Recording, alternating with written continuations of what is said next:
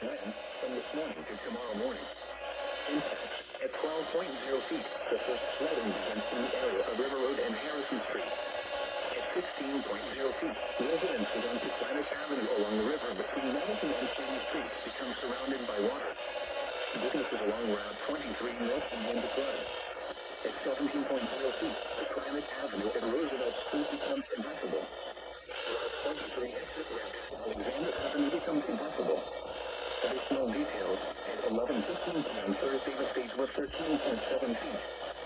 Forecast: the river is expected to rise above flood stage this morning to a crest of 16.8 feet this afternoon. It will then fall below flood stage just after midnight tonight. Flood stage is 16.0 feet. Flood history: this crest compares to a previous crest of 16.8 feet on December 12, 2003. http://www.weather.gov/safety/.